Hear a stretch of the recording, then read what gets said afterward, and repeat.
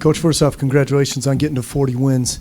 Down 2 starters going into the game. How happy are you with the production and the effort that the guys gave you? I was, most appreciative of, the guys that came off the bench and gave us that boost. Marcus Sasser has been through a lot with us. He's had opportunities. He's had moments where he hasn't played. But every time he plays, he puts himself in position to help this team win basketball games. And I can't say how difficult that is.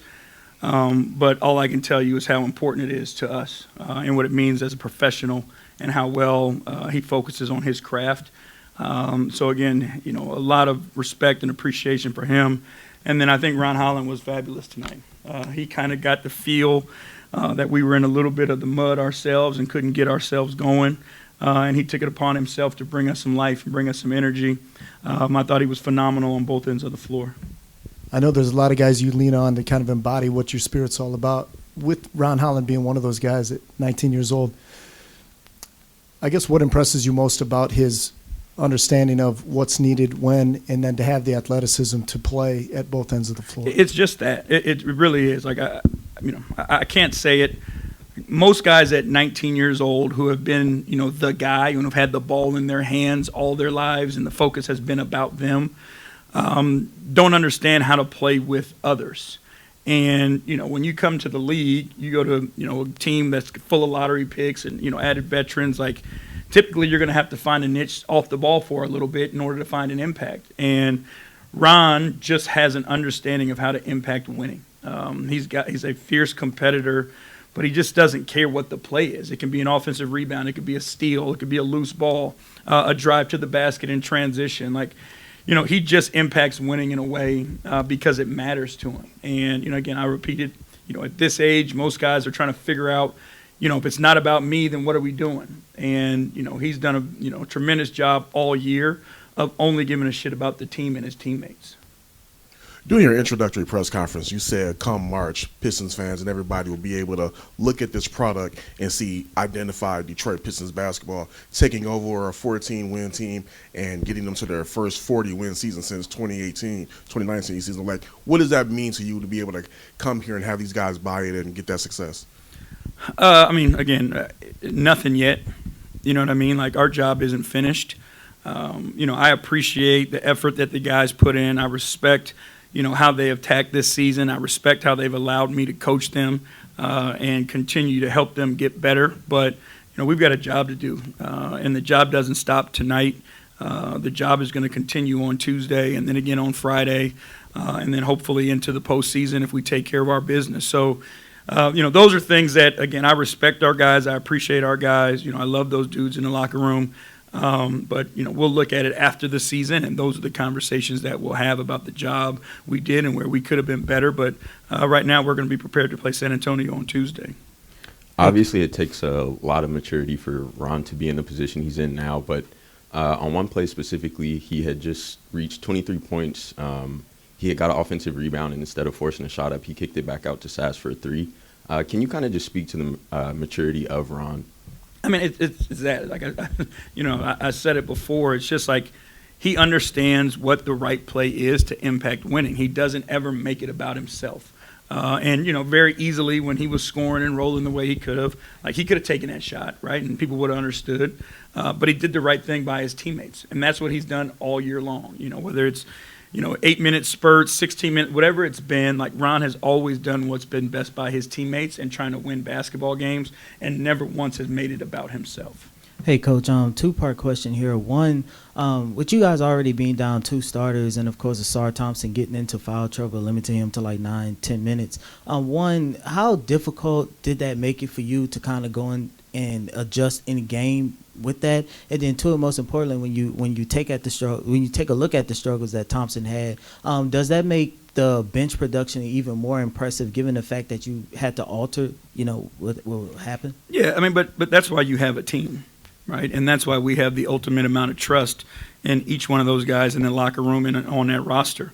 Is because we believe in them, that as long as they're playing to their strengths, they got the ability to help this team win basketball games. So whether you're down bodies, there's no doubt in my mind that somebody in that locker room has the ability to step up as long as they're playing to their strength. And that's what these guys do. They don't play selfish basketball. They don't try to be somebody they're not.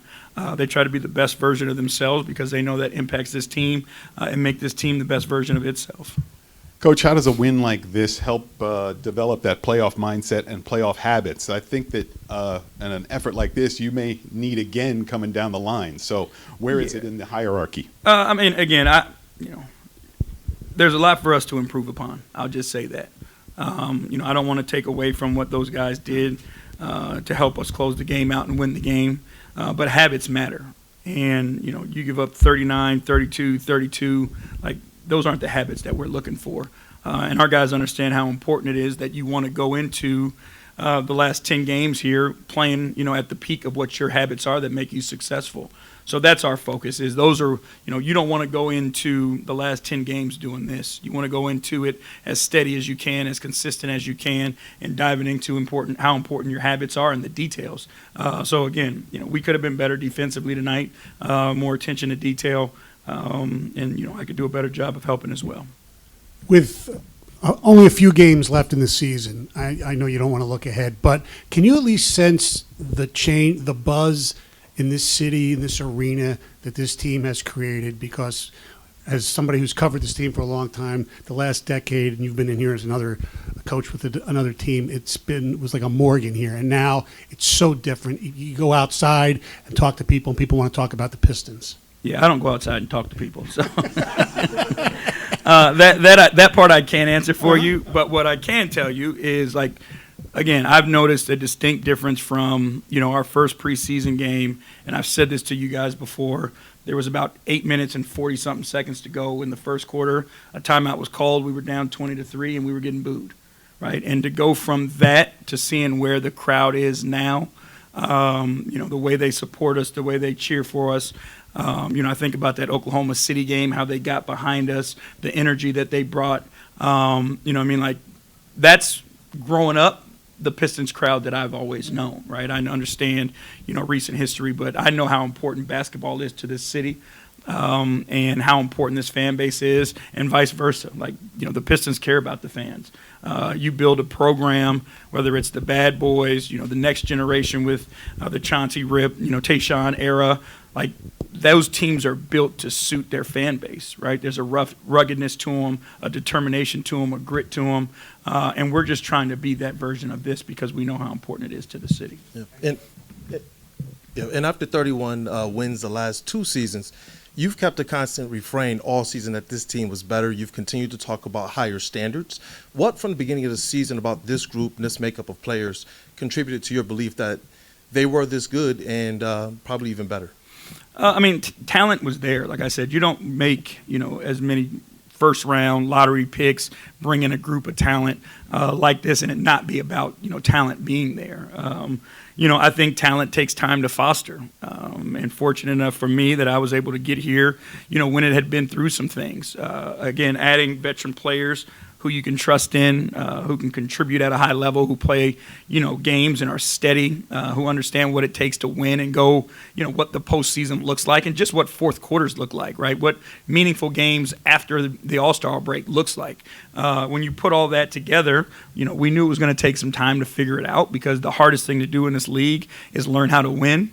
But I think our guys figured out what their recipe for success was, bought into the defensive end of the floor, and then let our guys be in their positions offensively to help us win. Appreciate y'all.